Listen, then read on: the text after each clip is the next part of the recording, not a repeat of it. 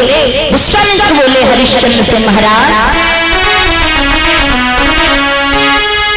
कि राजा ने खजांची बुलवाओ, तब आज्ञा गई सोना लाने की। तब विश्वामित्र ने अरे मुझसे क्या की और कही गई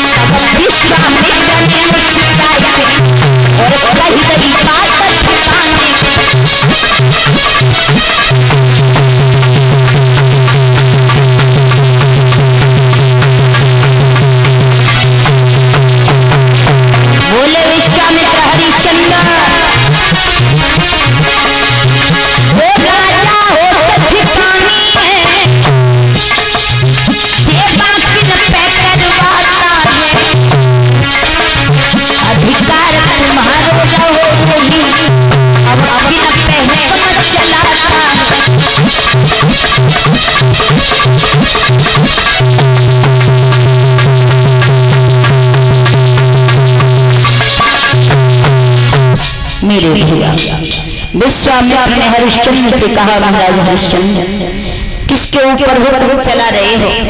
ये पिता राजपाट धन दौलत हाथी घोड़ा महल अटारी सब हमारा है, आपका यह पल कुछ भी नहीं है, कुछ भी। 60 भार सोना और बाकी है, इसे अदा करो, उसके बाद में जो मर्जी आप वो करना। मेरे भैया हरिश्चंद्र का चेहरा बिल्कुल उदास हो गया। बोले महाराज कोई बात नहीं, कोई बात नहीं महाराज,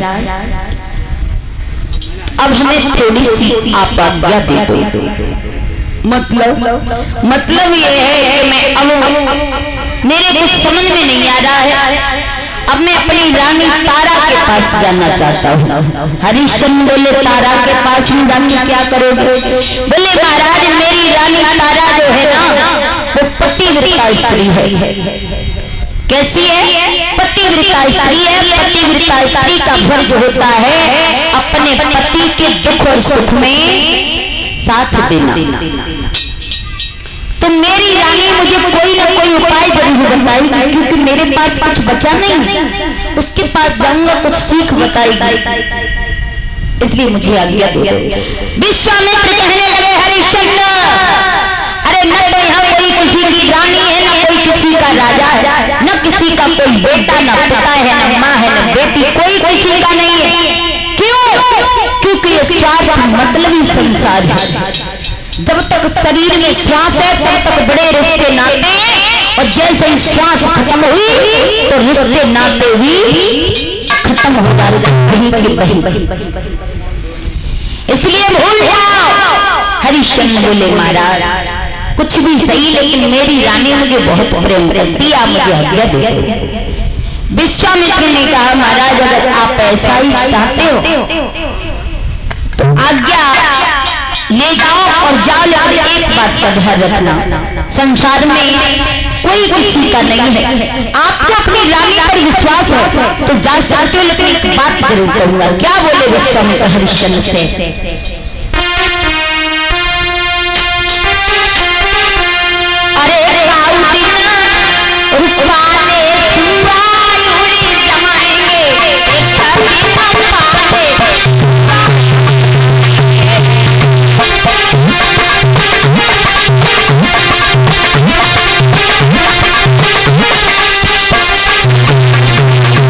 बोले हे विश्वामित्र हरिश्चंद्र अरे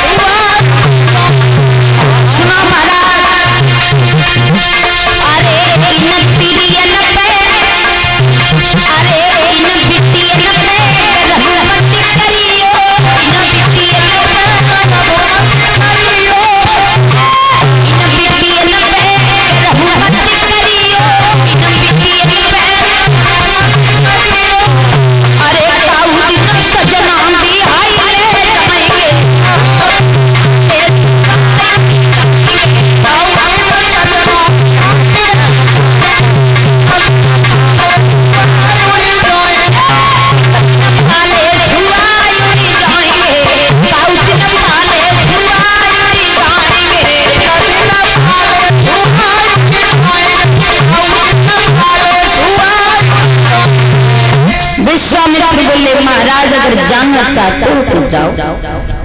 आज उसी समय हरिश्चंद्र अपने दरबार से निकल के महलों की ओर चले।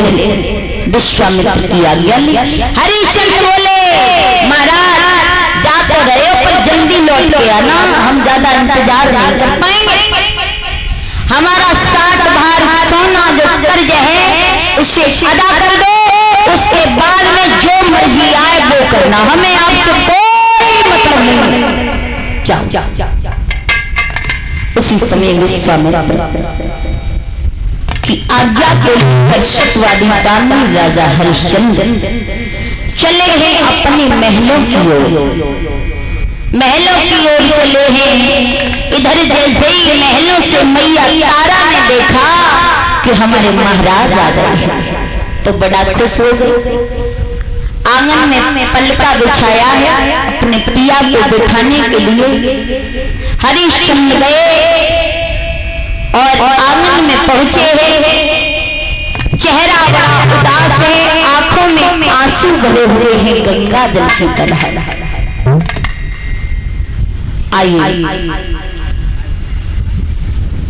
कथा में यही पर थोड़ा विराम लगा के आगे बहुत सुंदर सा भजन बोलेंगे, इसके बाद आगे कथा बढ़ाएंगे। ताली बजा के सभी मैया बहनाएं भगवान का कीर्तन बोलेंगे और नृत्य करना चाहें वो नृत्य कर ले। उसके बाद में नंबर फिर बहुत देर में आएगा क्योंकि मैं कथा आगे बढ़ा है ना। सभी लोग ताली बजा करके ही